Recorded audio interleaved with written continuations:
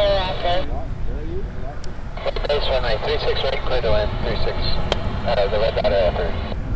Archer final, keep it in the air all the way to the yellow dot. Report 2 base up now. Report a 2 mile final. If you do happen to be over in the red barn, I would like for you to all wish my daughter a happy 17th birthday. Alyssa, happy birthday. She is selling tickets and wristbands in the red barn.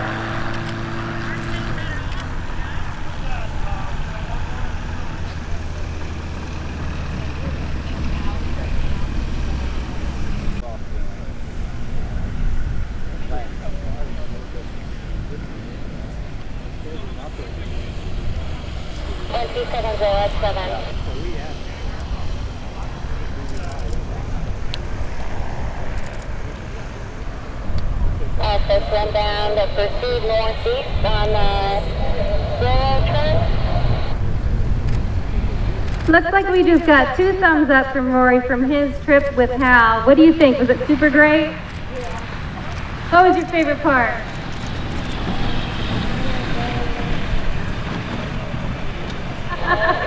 So you got to see all of the other aircraft here and all the other campers here and all the people here, and that was pretty fun.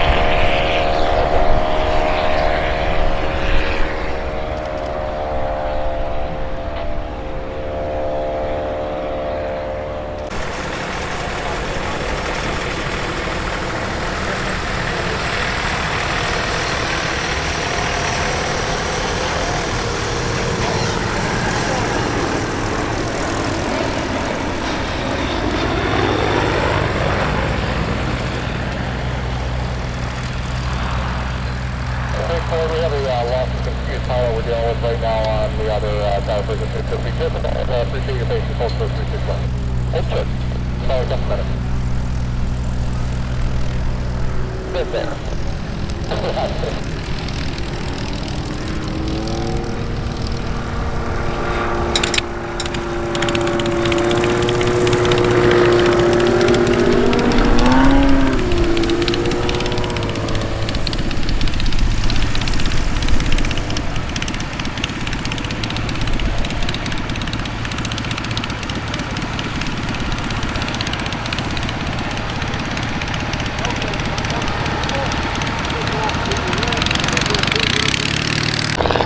Been around these.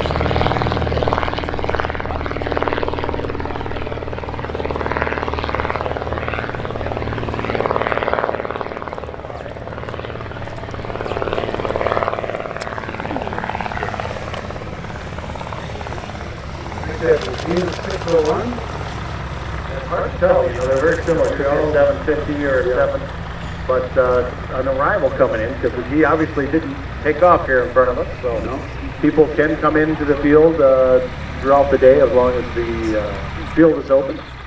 And again, as we around this aircraft, it's not your everyday airport.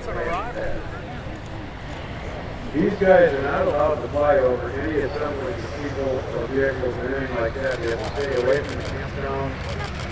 They have to stay away from the park lanes and the back 40. They have a very narrow window of operation so they have to keep their airplane in as it's flying.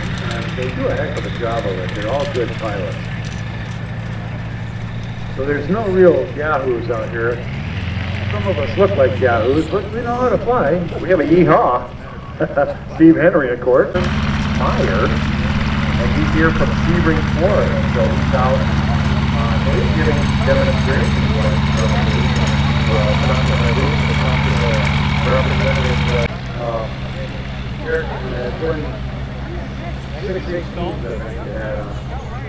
Phil was flying the plane, he asked me if I wanted to go up, I jumped in. Looked at the program and I couldn't find it. You let me in the front seat or the back seat? Well, he actually let me do the takeoff in the front seat, and I asked him to rotate the seat around and stuff, and he said, just keep it at about 50, 55.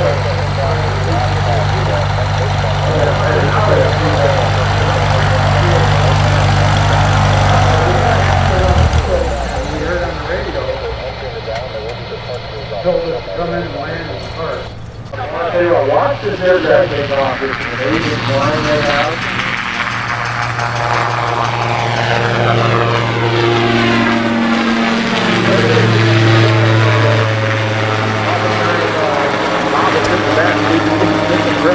It is an amazing view.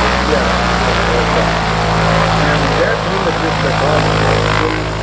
was pretty conventional and low key. It would get out a lot cheaper than that.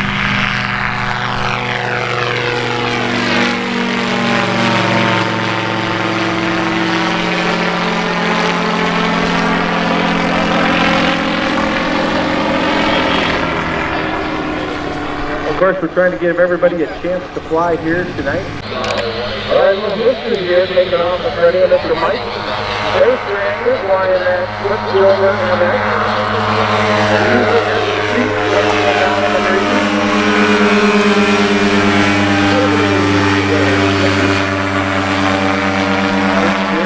He has a song that he wrote for us a number of years ago called Bees in the Breeze. And who knows, that might have been his... He was showing the Hummer off. Close was a tall, gangling looking guy, real long legs. He was flying that Hummer and his legs would dangle down off the very front of that thing. It looked to me like a walking stick, perched on the straw with wings. I had a Hummer for 10 years and put over $400 on it. It was a fun airplane to fly, but the wings were so long. It was a real tricky bird to land in the crosswind. Because the original Hummers also only had no fluid. We all looked at that airplane from back there because of it. Can't beat that. I gave them the blueprint for it and said go for it. I didn't want any money for it or anything. They gave me the blueprint for it. Well, I see an old thread down there in that yellow thread. It's like that West Drive from Zephyrhills, Florida. Back again this year, and been flying a Rebo out here for years and years. Great to see him back again.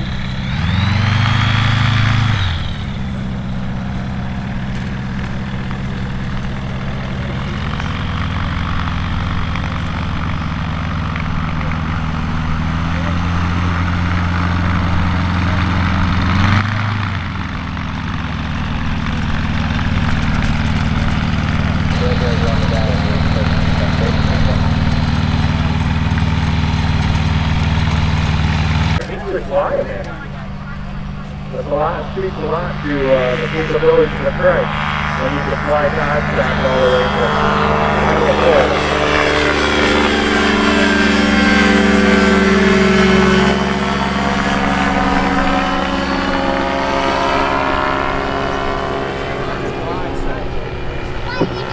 Now that's a different Quicksilver that just took off in front of us. Tell us a little bit.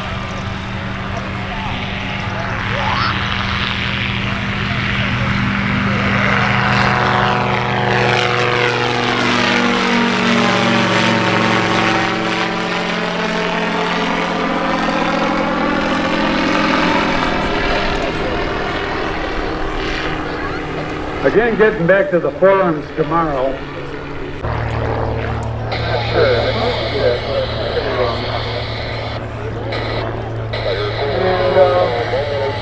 Maxwell Poland was another very famous name for years back. He's doing a seminar in the better half CW how to cut a horseplane engine in half and make it into an airplane engine. So Danny, I'm down here with West Fry.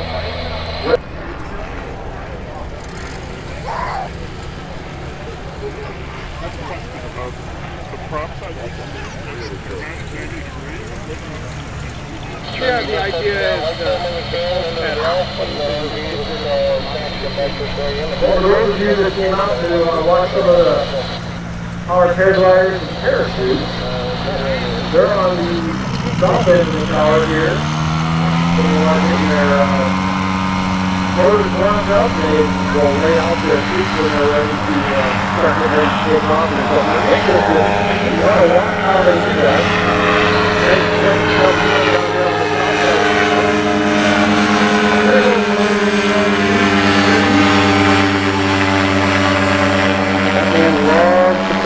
switch over, doesn't he? And like you were saying, he's flying history. That particular bird is...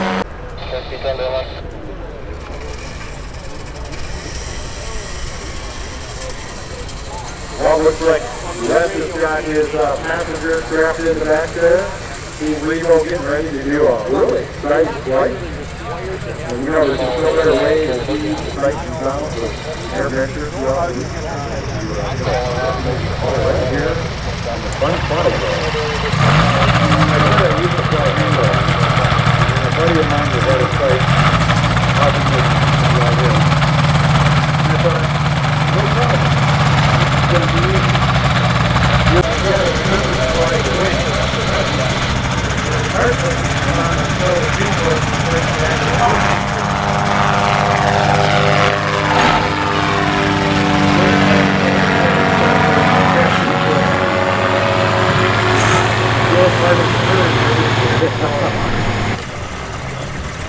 Well, it's good to see all the crowds return out here. Well, I tell you, some of the years past, this whole area would be full of people, and I'm sure we'll be again to see them.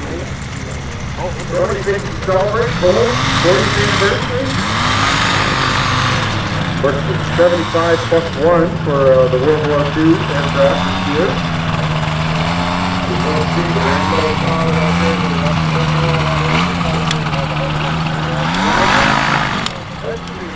Got the aviation smile on that one.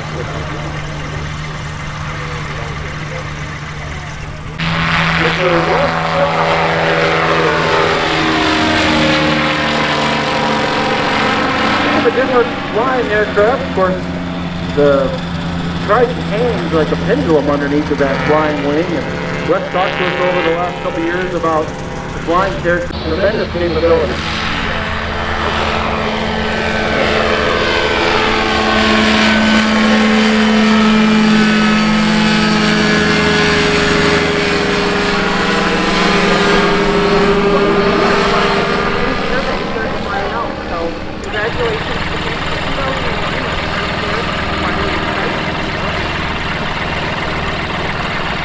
Interesting thing about Turn wheel. We physically change the airport so we can make it more rapid.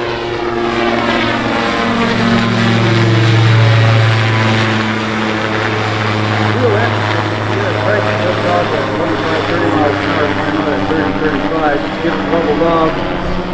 It'll be doing 55 miles an hour and you spin the... Michael Strander coming back in now. Watch when he lands, how he turns this aircraft around. Remember we talked about this earlier. The nose gear on this plane is fixed. You cannot steer it like most aircraft. So he depends on his rudder and thrust to turn that aircraft around. He has a lot of fun with that. And you'll also note very early in Ultralight, little clicks over there. You don't see any brake lines going to the wheels because it doesn't have brakes. And the reason you hang the seat down there is like the Flintstone.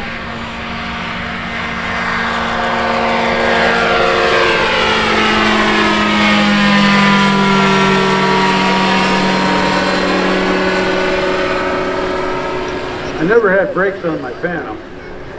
I had Nike brakes. One day I regretted that because I was using it in the grass and was going along just fine and across the taxiway. My legs got folded up underneath me. They use kind of a swing that the pilot rides in, and they pivot their body weight forward and aft to control the pitch of the aircraft. And you want to talk about a sporty landing and brave pilot, really interesting to watch.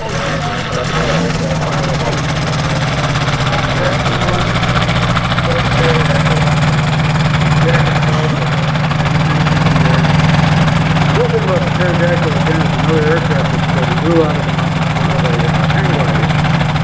They added the canard wing on the front of it and the tip rotors. The cable from the tip rotors goes so high and low.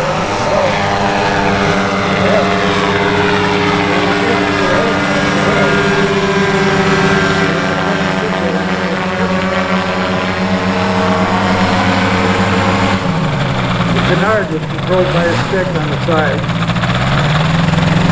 Very cool aircraft. Very antique. Nobody ever tried to make a copy of it that I know of.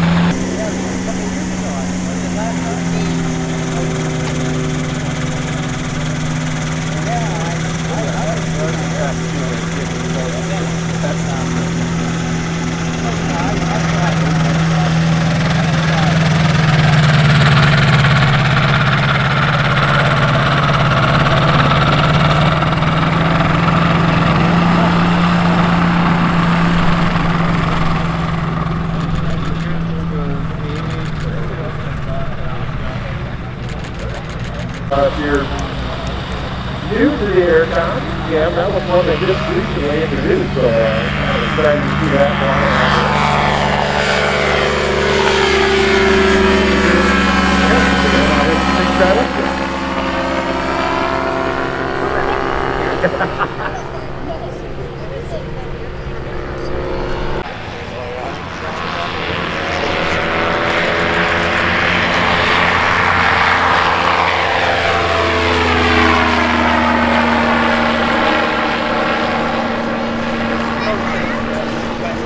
Well, high overhead, if you look out there, right before the sun, that's West Fry and that Revo trike.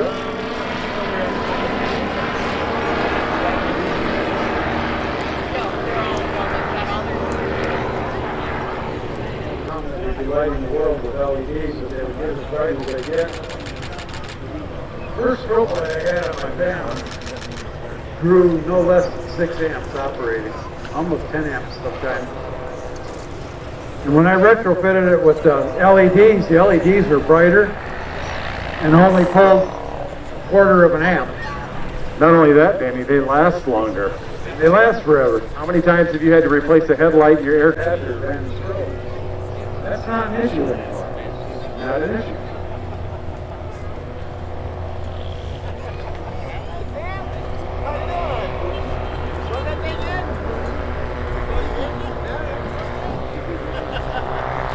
$50 years you've been doing it, you're going to make this look so easy. That thing has half the control of the most of the aircraft out there. Look at that beautiful thing.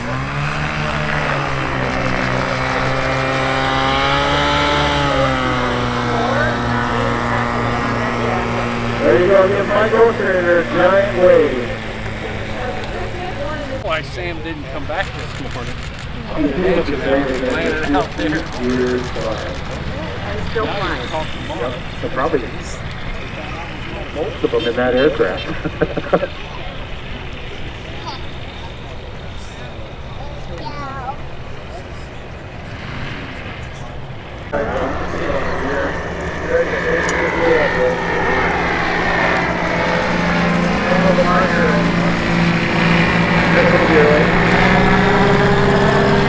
can always make new fronts every time you come out here, so it's a constant rotation.